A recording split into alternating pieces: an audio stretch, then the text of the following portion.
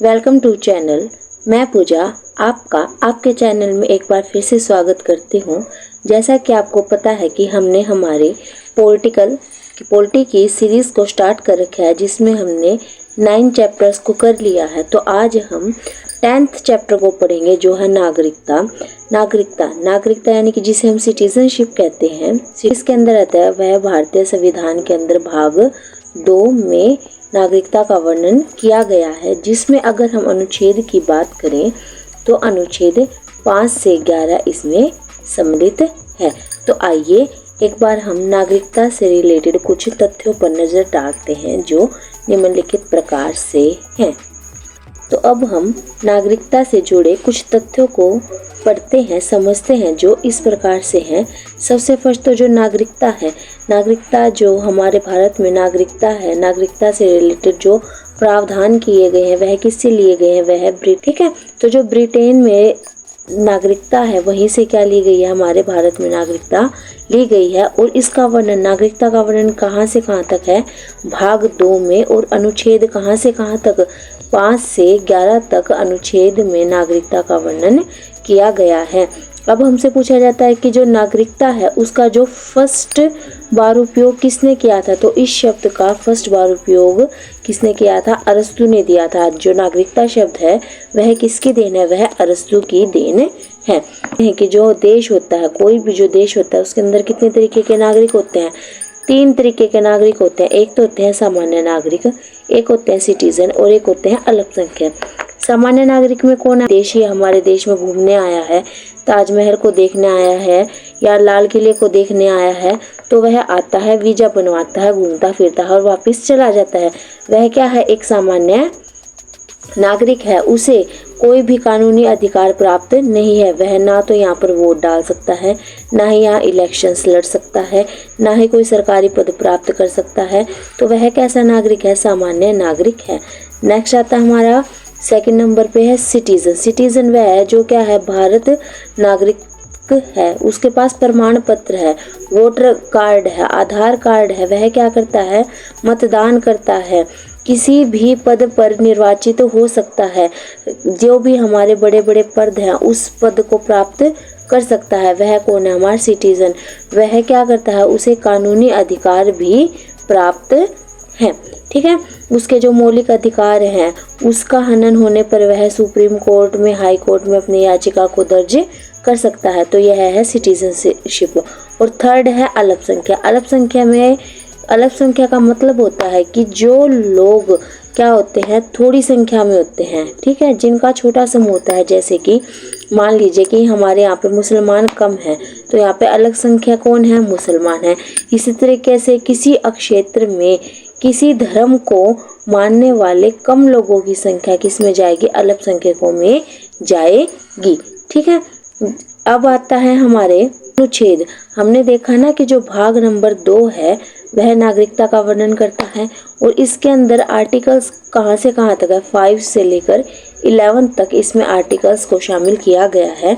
तो अब हम देखते हैं कि आर्टिकल 5 क्या कहता है। आर्टिकल 5 कहता है कि संविधान के प्रारंभ में नागरिकता, हमें पता है हमारा जो संविधान है वह 1949 को बनकर तैयार हो गया था। 26 नवंबर 1949 को बनकर यह क्या हो गया था, तैयार हो गया था। और इसे लागू किया गया था 26 जनवरी 1950 को इसे लागू किया गया था। तो जब इसे लागू किया गया था तो उस समय में नागरिक यानी कि भारत की नागरिकता प्राप्त करने के कैसे कैसे प्रावधान थे, क्या क्या नियम थे, आप कैसे भारत की नागरिकता प्राप्त कर सकते थे। तो उसके लिए अनुच्छेद 5 में बताया गया है कि अगर आप जन्म से भारतीय हैं यानी कि जो 1950 में जन्म से भारतीय थे, उनको क्या दिया गया था, भारत की नागरिकता प्रदान की गई थी। ऐसे लोग जिनके माता पिता का जन्म क्या हुआ था, भारत में हुआ था, ऐसे बच्चे, मान लीजिए कि कोई क्रांतिकारी विदेश में गया हुआ था किसी आंदोलन को लेकर और वहां पर उसका परिवार बढ़ा, उसके बच्चे हुए, तो उन बच्चों को किसकी नागरिकता दी गई थी, भारत की नागरिकता दी गई थी। और थर्ड में है जो संविधान लागू होने के 5 साल पहले भारत में रहते थे, यानी कि हम आज़ाद कब हुए, 1947 में। संविधान लागू कब हो गया, 1950 में। तो 1950 से 5 वर्ष पहले जो लोग भारत में रहते थे वो भी लोग क्या माने जाएंगे, भारत के नागरिक माने जाएंगे। ठीक है, नेक्स्ट आता है हमारा अनुच्छेद नंबर 6। अनुच्छेद नंबर 6 क्या कहता है कि इसमें बनाया गया था परमिट नियम। परमिट नियम कब बनाया गया था? 19 जुलाई 1948 को यह नियम बनाया गया था। इसके अनुसार क्या था कि जो बाहर से भारत आए लोगों की नागरिकता, मान लीजिए कि किसी को पता चल गया कि हमारा देश अब आज़ाद होने वाला है और वो कहाँ चले गए, पाकिस्तान में रहने चले गए, लेकिन वहाँ पे पाकिस्तान उनको रास नहीं आया, या फिर जो 1947 की जो मारकाट हुई थी उसमें मुसलमानों ने भारतीयों को वहाँ पे रहने नहीं दिया कि आप तो भारत से आओ, चलो निकलो यहाँ से। तो जो पाकिस्तानी थे वो वापस कहाँ आ गए, भारत के अंदर आ गए। तो उन लोगों को नागरिकता प्रदान की जाती है अनुच्छेद 6 के अनुसार। और परमिट नियम क्या कहता है कि आपको लिखित रूप में देना होगा, अधिकारी को सूचित करना होगा कि हम पाकिस्तान से आए हैं। भारत के पास भी इंफॉर्मेशन देनी पड़ेगी, यानी कि भारत के अधिकारी को भी और पाकिस्तान के अधिकारी को भी। यह नियम 19 जुलाई 1948 से पहले वालों के लिए और 19 जुलाई 1948 के बाद वालों के लिए, दोनों के लिए ही क्या करता है, नागरिकता प्रदान करता। नेक्स्ट है हमारा अनुच्छेद नंबर 7। नंबर 7 कहता है कि जो भारत से पाकिस्तान गए लोगों की नागरिकता, यानी कि देश आज़ाद हो गया और लोग कहाँ चले गए, पाकिस्तान में चले गए। तो वे लोग थे जो भारत से कहाँ गए हैं, पाकिस्तान में गए हैं। तो उन लोगों की नागरिकता से रिलेटेड प्रावधान कौन से अनुच्छेद में है, 6 और 7 में है।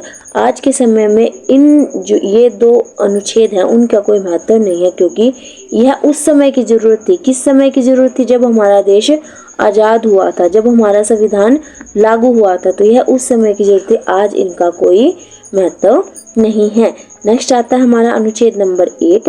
अनुच्छेद नंबर 8 क्या कहता है कि भारत से नागरिक बच्चा जो विदेश में रहता है, यदि माता पिता भारतीय, कहने का अभिप्राय है कि मान लीजिए कि कोई अमेरिका में रहता है, ठीक है, अमेरिका में रहता है और उसका बच्चा हो गया, उसका जो बच्चा अमेरिका में पैदा हुआ है, यदि उसके माता पिता भारतीय हैं तो उस बच्चे को भी नागरिकता किसकी दी जाएगी? भारत की ही नागरिकता दी जाएगी। ठीक है, नेक्स्ट अनुच्छेद है हमारा अनुच्छेद नंबर 9। अनुच्छेद नंबर 9 कहता है कि विदेशी नागरिकता लेने पर भारत की नागरिकता क्या हो जाती है? समाप्त हो जाती है। हमें पता है भारत में एकल नागरिकता है, ठीक है। अगर आप विदेशी नागरिकता लेते, मान लीजिए एग्जाम्पल के तौर पर आपने अमेरिका की नागरिकता ले ली, तो क्या हो जाएगी? आपकी भारतीय नागरिकता समाप्त हो जाएगी। ठीक है, अनुच्छेद 10 क्या कहता है कि नागरिक का बना रहना जब तक कि कोई अन्यथा कार्य ना करे, यानी कि कोई भी नागरिक नागरिकता कब तक रख सकता है? जब तक वो कोई देश विरोधी कार्य ना। अगर आप संसद द्वारा बनाए गए नियमों का उल्लंघन करते हैं तो आपकी सदस्यता क्या कर दी जाती है? रद्द कर दी जाती है। ठीक है, इसी तरीके से हमारा अनुच्छेद नंबर 11 है। अनुच्छेद नंबर 11 कहता है कि नागरिकता से संबंधित कानून का निर्माण संसद द्वारा किया जाता है, यानी कि नागरिकता से संबंधित जितने भी कानूनों का निर्माण है किसके द्वारा किया जाता है? संसद के द्वारा किया जाता है। और इसके अंदर कौन सा अधिनियम शामिल है? इसके अंदर है नागरिकता अधिनियम 1955 है, जिसके अंदर प्रथम संशोधन कब हुआ था? 1986 में हुआ था प्रथम संशोधन। ठीक है, उसके बाद जैसे जैसे जरूरत पड़ी वैसे वैसे हमने क्या किए? संशोधन किए। 1986 में प्रथम संशोधन हुआ, फिर 2003 में हुआ। ठीक है, इस तरीके से समय समय पर इसमें संशोधन किए गए हैं। अब क्वेश्चन आता है कि हमें नागरिकता कैसे प्राप्त करनी है, हम नागरिकता को कैसे प्राप्त कर सकते हैं? तो अगर हमें नागरिकता प्राप्त करनी है तो हम 5 तरीकों से नागरिकता को प्राप्त कर सकते हैं। इसमें प्रथम नंबर पे आती है जन्म के आधार पर। अगर आपका जन्म भारत में होता है तो आप क्या ले सकते हैं? भारत की नागरिकता ले सकते हैं। वंश के आधार पर, अगर आपके पूर्वज क्या हैं? भारतीय हैं, तो आपको किसकी नागरिकता मिलेगी? भारतीय नागरिकता मिलेगी। पंजीकरण के आधार पर, जब आप पंजीकरण करवाते हैं यानी कि आप दस्तावेज फॉर्म फिल करते हैं, तो उसके लिए शर्त है कि आप 7 वर्ष से कहाँ रहने चाहिए? भारत में रहने चाहिए, यानी कि आप भारत के निवासी होने चाहिए पिछले 7 साल से, तो ही आप क्या कर सकते हैं? पंजीकरण कर सकते हो, नागरिकता प्राप्त कर सकते हैं। नंबर 4 पे आती है हमारा देशीकरण। देशीकरण से अभिप्राय है कि आप कोई कला, विज्ञान या भाषा, जो हमारी 22 भाषाएं हैं ना, उन भाषाओं में से आपको भाषा का ज्ञान होना चाहिए और साथ ही साथ 10 साल आप क्या होने चाहिए, भारत के निवासी रहने चाहिए। तब आप क्या कर सकते हैं, भारत की नागरिकता प्राप्त कर सकते हैं। 5 नंबर पे आता है हमारा अर्जित भूमि। अर्जित भूमि से अभिप्राय है कि हम किसी भी अक्षेत्र को क्या कर लेते हैं, भारत में शामिल कर लेते हैं। तो जो वहाँ उस क्षेत्र के जो व्यक्ति होंगे ना, उनकी नागरिकता किस आधार पर दी जाएगी, भारतीय आधार पर दी जाएगी। यानी कि एग्जाम्पल के लिए हम बताते हैं कि जैसे कि सिक्किम है, ठीक है, सिक्किम के अंदर सिक्किम को हमने क्या किया है, अर्जित किया है ना। तो जो अर्जित किए गया क्षेत्र है उसके जो नागरिक होंगे उनको नागरिकता प्रदान की जाएगी भारत की, ठीक है। तो वह किसके निवासी कहलाएंगे, भारत के निवासी, और उनको नागरिकता भी किसकी दी जाएगी, भारत की नागरिकता प्रदान की जाएगी। जो सिक्किम है वह राज्य कब बना था, वह 1975 में राज्य बना था। अब हमसे पूछते हैं कि नागरिकता की समाप्ति कैसे होगी। तो नागरिकता की समाप्ति 3 तरीके से हो सकती है। या तो आप किसी दूसरे देश की नागरिकता ले लीजिए, तो आपकी नागरिकता यहाँ से ऑटोमेटिक क्या हो जाएगी, कैंसिल हो जाएगी। आपने त्याग कर दी है, आपने किसी और जगह की नागरिकता ले ली है, जिस कारण आपकी नागरिकता क्या हो गई है, त्याग हो गई है। बर्खास्त से अभिप्राय है कि आप कोई देश विरोधी कार्य करते हैं, ठीक है। मान लीजिए कि भारत और पाकिस्तान का युद्ध हुआ है, तो आप क्या करते हैं, पाकिस्तान का फेवर करते हैं, तो आपकी नागरिकता को बर्खास्त किया जाएगा। वंचित से अभिप्राय है कि जैसे कि हमने देखा कि 7 वर्ष तक आपको भारत का निवासी रहना पड़ेगा, लेकिन आप 7 वर्ष ना रहकर 5 वर्ष लेते हैं और झूठे कागज, फर्जी कागज जमा करवा देते हैं। तो उस समय पता लगने पर कि आपने क्या किया है, धोखा किया, तो उस समय आपकी नागरिकता को वंचित किया जाता है। तो यहाँ पर हमने देखा नागरिकता से संबंधित कुछ इम्पोर्टेंट तथ्य हैं, जो अब हम इनसे रिगार्डिंग क्वेश्चन करते हैं जो निम्नलिखित प्रकार से हैं। आइए अब हम क्वेश्चन करते हैं जो निम्नलिखित प्रकार से हैं। फर्स्ट क्वेश्चन आता है हमारा, क्वेश्चन नंबर फर्स्ट कहता है कि भारतीय संविधान के किस अनुच्छेद में नागरिकता संबंधी प्रावधान दिए गए हैं। तो किस में दिए गए हैं, 1 से 4 में, 12 से 35 में, 36 से 51 में या 5 से 11 में। तो हमें पता है कि 1 से 4 में तो क्या है, संघ व उसका क्षेत्र है ना। 12 से 35 में क्या है, हमारे मौलिक अधिकार है ना। और 5 से 11 में क्या है, हमारी नागरिकता, जो किसके अंदर है, वह है भाग नंबर 2 के अंदर है। और 36 से 51 में क्या है, भाग नंबर 4 हमारे नीति निर्देशक तत्व है। नेक्स्ट आता है हमारा क्वेश्चन नंबर सेकंड। तो हमारा फर्स्ट का आंसर क्या आएगा, हमारा फर्स्ट का आंसर आ जाएगा जिब भी 5 से 11 अनुच्छेद व्याख्या करते हैं भाग नंबर 2, जिसमें किसको शामिल किया गया है, नागरिकता को रखा गया है। नेक्स्ट क्वेश्चन आता है हमारा क्वेश्चन नंबर 2। क्वेश्चन नंबर 2 क्या कहता है कि भारतीय संविधान निम्नलिखित में से कौन सी नागरिकता प्रदान करता है। कैसी नागरिकता है भारत में, एकल नागरिकता है, दोहरी नागरिकता है या उपयुक्त दोनों है। तो कैसी है, एकल नागरिकता है। जैसे ही हम किसी विदेश की नागरिकता को ग्रहण करते हैं, हमारी भारतीय नागरिकता क्या हो जाती है, समाप्त हो जाती है। नेक्स्ट है हमारा क्वेश्चन नंबर 3। क्वेश्चन नंबर 3 कहता है कि किस अनुच्छेद के तहत संसद को नागरिकता से संबंध में कानून बनाने का अधिकार प्रदान किया गया है।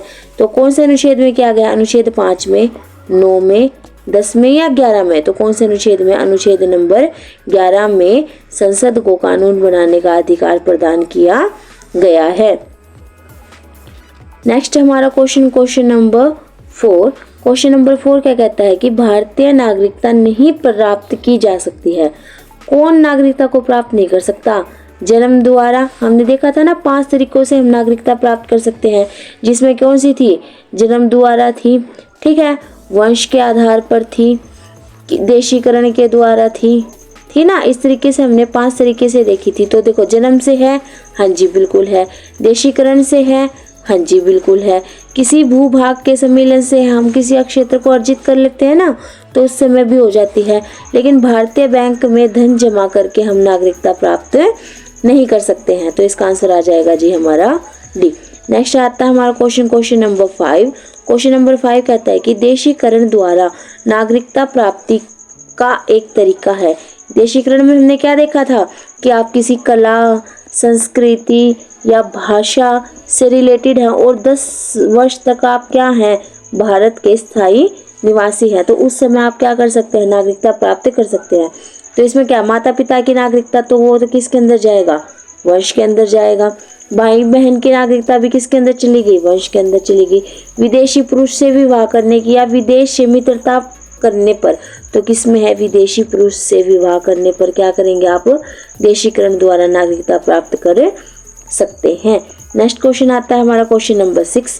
क्वेश्चन नंबर 6 क्या कहता है कि नागरिक बनने की निम्नलिखित शर्तों में से एक आवश्यक शर्त क्या है। तो क्या है कि राज्य की सदस्यता होनी चाहिए, उच्च जाति का सदस्य होना चाहिए, उच्च परिवार की सदस्यता होनी चाहिए, किसी धर्म का समर्थन होना चाहिए। तो क्या होगी, आपको राज्य की सदस्यता लेनी होगी, उसी के बाद आप क्या कर सकते हैं, नागरिकता प्रदान प्राप्त कर सकते हैं। नेक्स्ट आता है हमारा क्वेश्चन नंबर 7। क्वेश्चन नंबर 7 कहता है कि पाकिस्तान से आकर भारत में नागरिकता प्राप्त करने संबंधी प्रावधान का वर्णन निम्नलिखित में से किस अनुच्छेद में वर्णित है। तो कौन से अनुच्छेद में था, हमने देखा था ना कि जो पाकिस्तान से भारत आए थे, अनुच्छेद 6 में था, 8 में था, 9 में था या 11 था। 11 में तो जो संसद कानूनों का निर्माण करती है उसका वर्णन था ना, ठीक है। तो अनुच्छेद 6 के अंदर पाकिस्तान से जो भारत नागरिक आए हैं उनका वर्णन था। नेक्स्ट क्वेश्चन हमारा क्वेश्चन नंबर 8। क्वेश्चन नंबर 8 हमारा कहता है कि नागरिकता के लोप होने का एक नियम है कि नागरिकता कब लुप्त हो जाती है। तो परिवार से बिछड़ जाने पर, भ्रमण के लिए विदेश जाने पर, देशद्रोह का अपराध सिद्ध करने पर या शिक्षा के लिए विदेश जाने पर। शिक्षा के लिए तो हम जाते हैं ना वीजा लगवा के, भ्रमण के लिए भी जा सकते हैं और परिवार से बिछड़ जाने पर भी। तो क्या होगा, जब हमारे ऊपर देशद्रोह का अपराध सिद्ध हो जाता है तो हमारी नागरिकता रद्द हो जाती है। नेक्स्ट क्वेश्चन हमारा क्वेश्चन नंबर 9 क्वेश्चन कहता है कि एक व्यक्ति नागरिकता के अधिकार कैसे खो सकता है। एक कारण हो सकता है कि एक व्यक्ति अपनी नागरिकता का अधिकार कैसे खो देगा। तो ऑप्शन नंबर ए है कि एक व्यक्ति किसी दूसरे देश में 2 महीने के लिए चला जाता है, या एक व्यक्ति दूसरे राज्य की नागरिकता ले लेता है, एक व्यक्ति राज्य के लिए कर्तव्यों का प्रदर्शन नहीं करता, एक व्यक्ति बहुराष्ट्रीय कंपनी में काम करता है। तो इसका आंसर क्या आएगा, हमारा आंसर आएगा बी। अगर दूसरे की क्या ले लेता है, नागरिकता ले लेता है तो अपने आप ही उसकी नागरिकता क्या हो जाती है, समाप्त हो जाती है, ठीक है। तो इसका ऑप्शन नंबर आ जाएगा हमारा बी। नेक्स्ट क्वेश्चन हमारा क्वेश्चन नंबर 10। निम्नलिखित में से कौन सी शर्त भारत की नागरिकता प्राप्त करने के लिए नहीं है, कि कौन सी शर्त है जिससे आप नागरिकता प्राप्त नहीं कर सकते। हमने देखा था ना कि 5 थी, कौन कौन सी थी, एक जन्म से थी, एक वंशानुक्रम थी, एक पंजीकरण था, एक देशीकरण था और एक अर्जित राज्य। अगर हम किसी क्षेत्र को अर्जित कर लेते तब। तो देखिए, पंजीकरण है, बिल्कुल है, वंशानुक्रम है, बिल्कुल है, अधिवास है, बिल्कुल है। तो कौन सा नहीं है, संपत्ति स्वामित्व नहीं है। नेक्स्ट हमारा क्वेश्चन नंबर 11। क्वेश्चन नंबर 11 कहता है कि भारत की नागरिकता निम्नलिखित में से किस प्रकार प्राप्त की जा सकती है। हमने देखा ना कि 5 तरीके से प्राप्त की जा सकती है। तो जन्म से की जा सकती है, बिल्कुल की जा सकती है, देशीकरण से की जाती है, बिल्कुल की जाती है, वंशानुक्रम से की जाती है, बिल्कुल की जाती है। तो इसका आंसर आ जाएगा उपरोक्त सभी। नेक्स्ट क्वेश्चन हमारा क्वेश्चन नंबर 12 क्वेश्चन कहता है कि नागरिकता प्राप्त करने व खोने के विषय में विस्तार से चर्चा कहाँ की गई है। तो कहाँ पे चर्चा की गई है, कि संविधान के भाग 2 में, 1955 के नागरिक कानून में, संविधान की प्रथम अनुसूची में, संसद अधिनियमों में। तो कहाँ की गई है, 1955 के नागरिक कानून के अंदर नागरिकता को प्राप्त करना और नागरिकता को खोने के विषय में विस्तार रूप से चर्चा की गई है। नेक्स्ट क्वेश्चन आता है हमारा 13। किसी व्यक्ति की भारतीय नागरिकता निलंबित की जा सकती है। कब की जा सकती है, यदि कोई व्यक्ति स्वेच्छा से दूसरे देश की नागरिकता ग्रहण कर लेता है, बिल्कुल ठीक है। यदि वह नागरिक के दायित्वों से परिचित नहीं है, यदि भारत सरकार को यह विश्वास हो जाए कि नागरिकता छलपूर्वक ली गई है, हाँ जी बिल्कुल ठीक है। यदि कोई व्यक्ति जन्म से देश का नागरिक है किंतु किसी विदेशी राष्ट्र से युद्ध के दौरान वह शत्रु की सहायता पहुंचाने की गतिविधियों में पाया जाता है, तो यह भी क्या हो गया, एक देशद्रोह हो गया ना। तो इसमें भी निलंबित की जाएगी। तो ऑप्शन आ जाएगा 1, 3 और 4। तो ऑप्शन नंबर क्या आ जाएगा हमारा, C is the correct answer. Next question हमारा क्वेश्चन नंबर 14।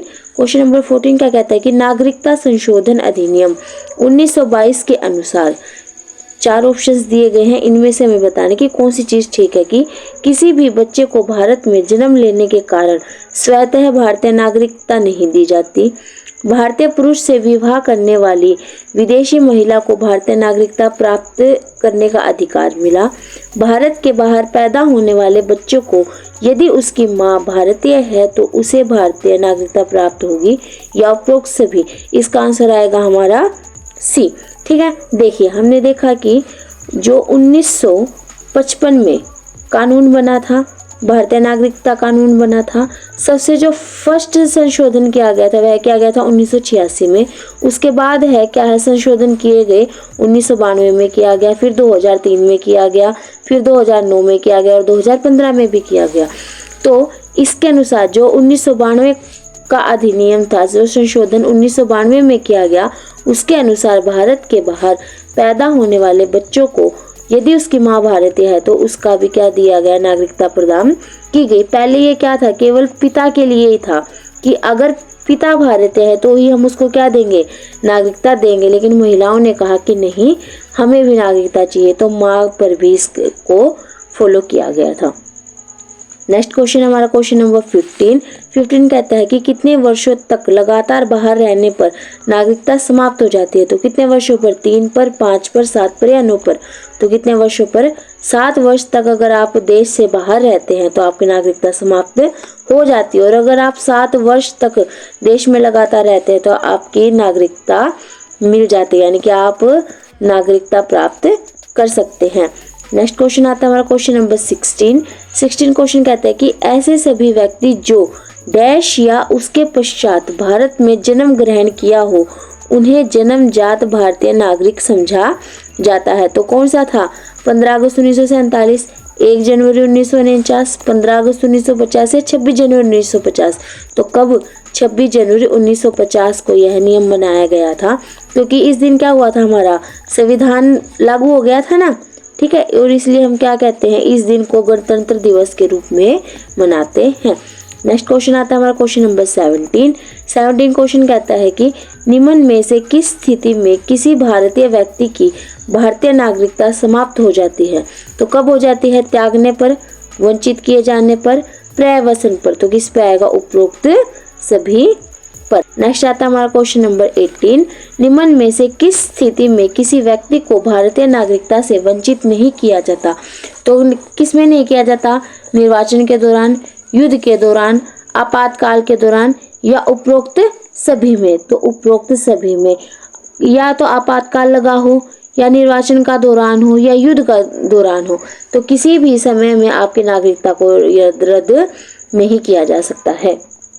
नेक्स्ट क्वेश्चन आता है हमारा 19 क्वेश्चन कहता है कि भारतीय संविधान में नागरिकता का प्रावधान कब लागू किया गया था। कब लागू किया गया था, वह किया गया था 1949 में, क्योंकि यहाँ पर हमारा संविधान बनकर क्या हो गया था, तैयार हो चुका था, संविधान सभा ने इसको अंगीकृत कर लिया था, लेकिन यह लागू हुआ था 1950 में। ठीक है, तो प्रावधान कब लागू हो गया था, 1949 को यह लागू हो गया था। नेक्स्ट आता है हमारा क्वेश्चन नंबर 20। क्वेश्चन नंबर 20 कहता है कि भारतीय संविधान के अंतर्गत भारत के नागरिकों को वे कौन से अधिकार प्राप्त है जो गैर नागरिकों को नहीं है। यानी कि एक भारतीय होने के नाते आपको कौन कौन से अधिकार प्राप्त है, कौन से प्राप्त हैं कि कुल सार्वजनिक पदों की पात्रता, संसद व विधानमंडल के सदस्य होने का अधिकार, अनुच्छेद 15, 16, 19 द्वारा प्रदत्त मौलिक अधिकार या उपरोक्त सभी। हमारा क्वेश्चन नंबर 21, संविधान द्वारा प्रदत्त नागरिकता के संबंध में संसद में एक व्यापक नागरिकता अधिनियम कब बनाया गया। कब बनाया गया था, 1955 में। इसे ही तो कहते हैं ना नागरिकता अधिनियम। कब था, 1955 में, जिसमें संशोधन किया गया। पहला संशोधन था 1986 में, फिर कब हुआ, 1992 में, फिर हुआ 2003 में। ठीक है, इस तरीके से समय समय पर जरूरत के अनुसार इसमें संशोधन किए गए हैं। नेक्स्ट आता हमारा क्वेश्चन नंबर 22, भारत में एकल नागरिकता की अवधारणा अपनाई गई है। तो कहाँ से अपनाई गई है, वह अपनाई गई है इंग्लैंड से। कहाँ से, इंग्लैंड से इसे अपनाया गया है। नेक्स्ट आता है हमारा क्वेश्चन नंबर 23। क्वेश्चन नंबर 23 क्या कहता है कि भारत में रहने वाला ब्रिटिश नागरिक दावा नहीं कर सकता। किस चीज का दावा नहीं कर सकता?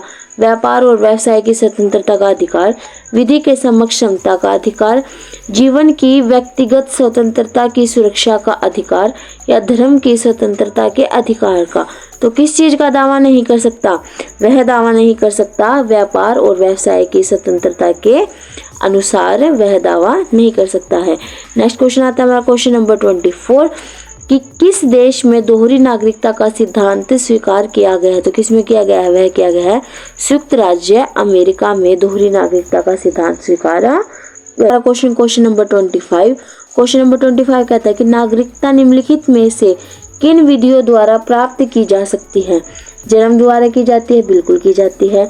आनुवांशिकता द्वारा की जाती है, बिल्कुल की जाती है। पंजीकृत द्वारा की जाती है, बिल्कुल की जाती है। अनुरोध द्वारा। नेक्स्ट है हमारा क्वेश्चन नंबर 25 क्वेश्चन कहता है कि नागरिकता निम्न में से किन विधियों द्वारा प्राप्त की जाती है? हमें पता है कि जो नागरिकता है वह 5 तरीकों से प्राप्त की जाती है। एक तो वंश द्वारा, एक जन्म द्वारा, एक देशीकरण द्वारा, एक पंजीकरण द्वारा और एक अर्जित अक्षेत्र द्वारा।